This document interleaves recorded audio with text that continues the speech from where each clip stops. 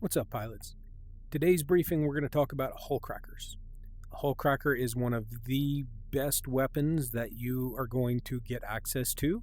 However, it is one of the hardest to use, effectively at least. So it requires a little different approach and some specialized knowledge if you're going to wield it with effect.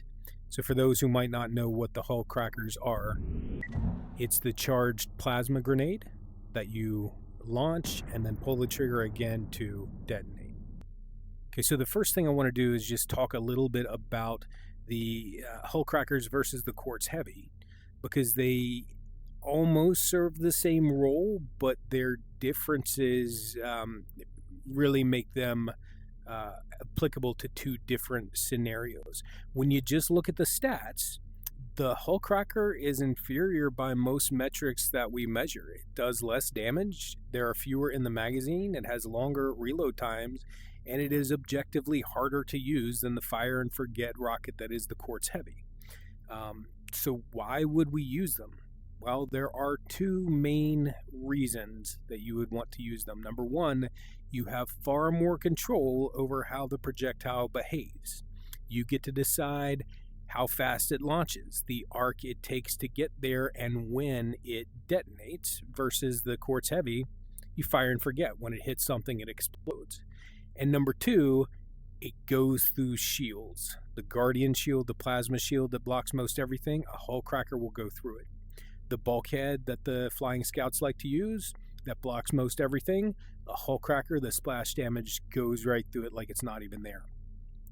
So your hull crackers are very specific tools for very specific types of engagements, and we're going to work on that a little bit during this video.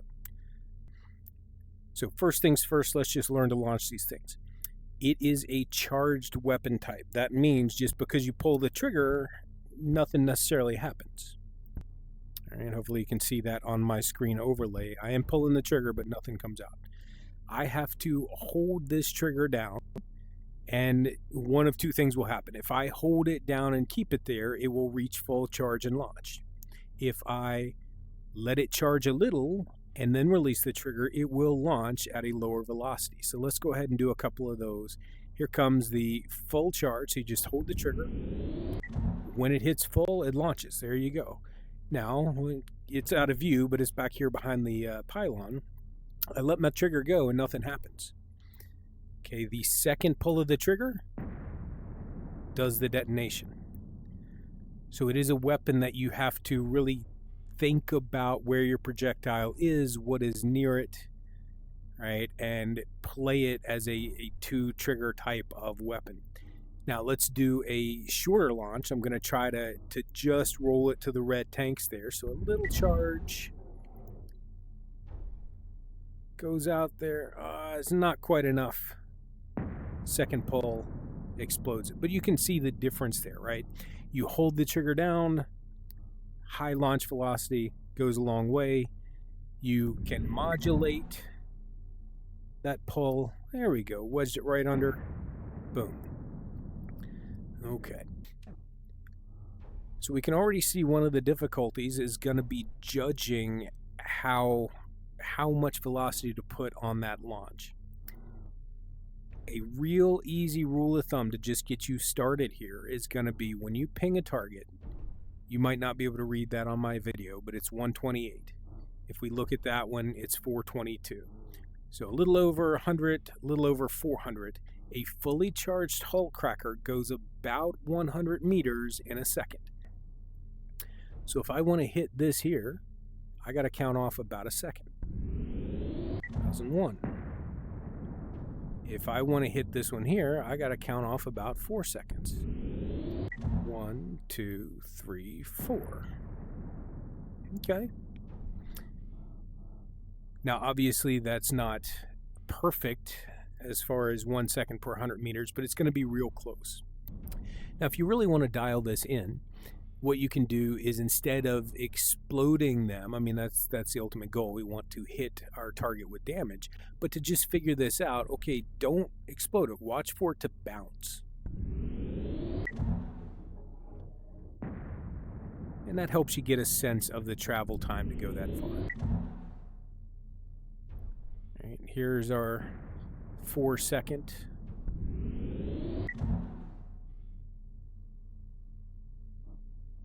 So go out and play with that. Get different ping targets of different distances.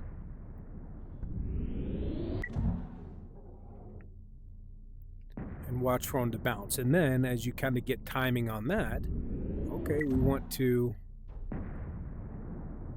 detonate them just as they were about to bounce for maximum effectiveness. Now, one other tip I'll give you while we're figuring out distances. This works better at the sort of medium ranges. The problem with trying to hit a target that's straight on in line with you, so like this here, is my depth perception, right? It's not great when you're firing straight on. So if you can launch your HUL cracker while you're moving sideways, that slight change in perspective is going to let you do a much better job at figuring out when those the HUL crackers are close to your target. Now, it does take a little more practice. Again, this is not an easy weapon to use necessarily. So it takes a little more practice firing at speed and having them go where you want to. But it does make it easier to detonate on target. Now, let's talk about damage range. So notice that right here, my ping is exactly 50 meters. If we go any closer, we lose the number. So that's why I like to start at 50, so I know basically exactly where I am. Now, if I just lob a couple out right up against the base, I need to take a couple of steps back to keep that, yeah, right at 50. Nothing, no damage, no disorienting effects, no blinding flash. So if I'm standing here, ping where I was standing, okay, this spot right here is about halfway between those two. So this is about 25 meters from the base. So if I set those right up against it, take one step back. All right, so 25 meters is right there on the edge where we don't get any effect at all. Okay, if I take a couple of steps forward to about 20. All right, notice we did get damage there.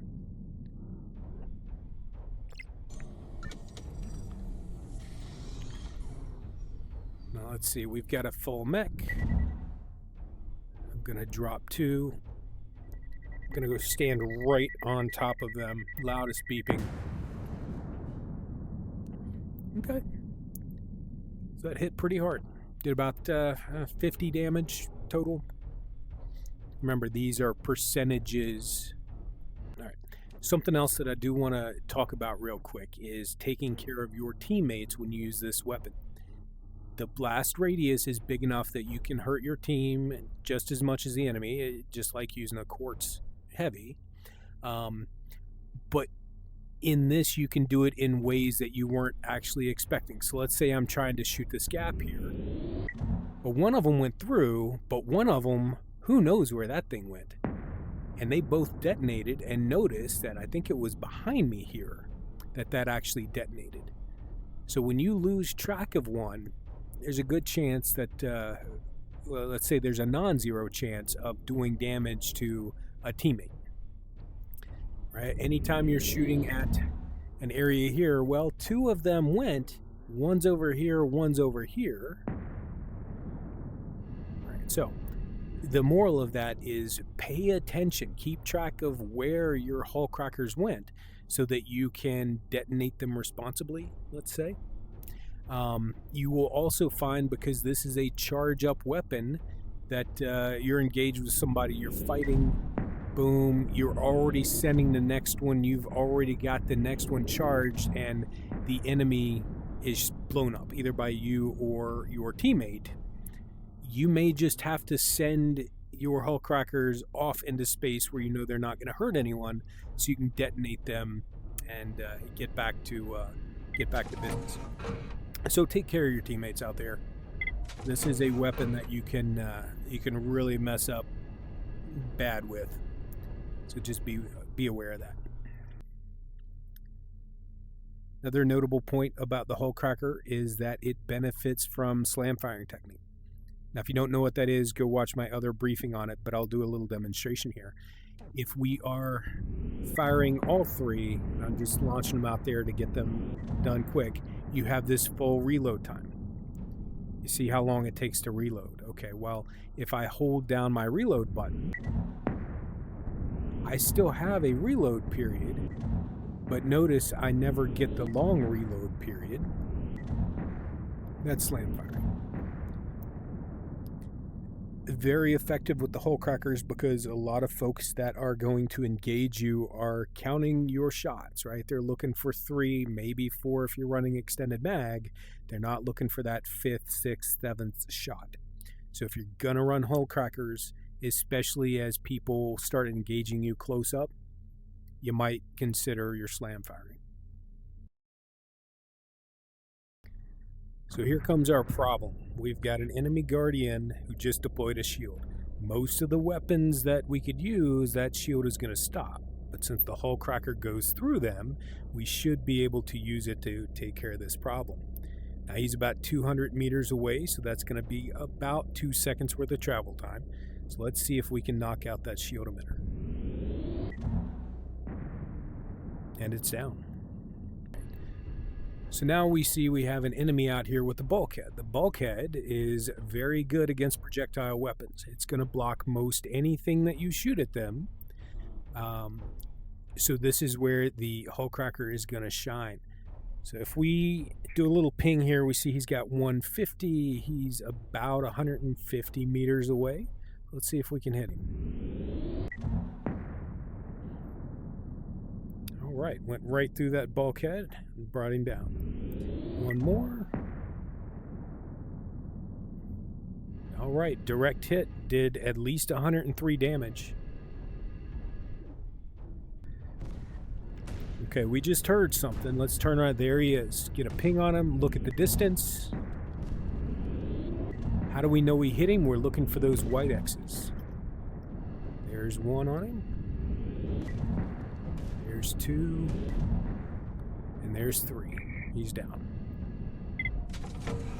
Okay, so we notice that A is starting to be captured.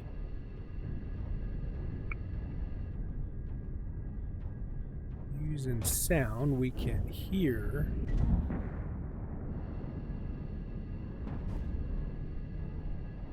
jet.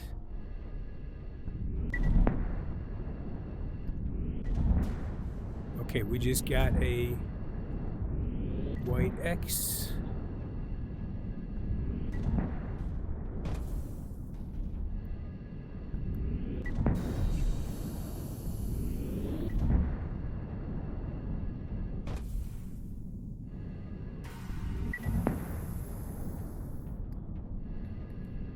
Notice that our red bar, our capture point, is still stalled, so he's in here with us somewhere. Oh, we just got a hit return. Got another. There he is. Alright, so one of the nice things about our HUL cracker is that we can bounce these things into a spot that you may not have a line of sight on. So in this situation, right, A is contested. We have an enemy over here that has us in sight. So we have to maintain cover. All right, now he runs in for A. And I've got a couple of choices. I can chase him. I can come around the side. But when I get line of sight to engage him, he has it on me. So instead of doing that, what if we came in where he can't see us and bounce it in? Okay, so it's time to assault B. We come around the corner and we have an enemy on top of the hill. He's got line of sight. He can shoot at us. Now, typically we dive into cover here and we'd have to come back out to take a shot at him. With just a little lob and some patience, we can take care of him and never be in danger. So C is being captured. Let's go over and take a look at what's happening on C. Oh, we got shot from below. Okay, there's our enemy. He's got some cover in this ridge. If we walk up to him and try to shoot him, he's gonna win that because he's got the advantage. So what we're gonna do instead, we're gonna roll the gentlest little shot in on top of him. Just a little skip, and drop it in there right on him. Okay, in this situation, we find ourselves with a hillside sniper. We take cover behind this train car just because looking at our status, he's using 2 direct line of sight fire weapons. So as long as we're behind this, we're mostly okay. So we take cover behind the train car. We're 700 meters. It's a long shot, but launch angle about here. Counting to 7 in our head. And we got a hit. Let's see if we can hit him without giving him a chance to even shoot at us at all. 5, 6, 7. And we did. So that takes some practice, but it is an effective technique to at least let the snipers know that they're not just going to be able to shoot at you uncontested. And of course, we always have this trick.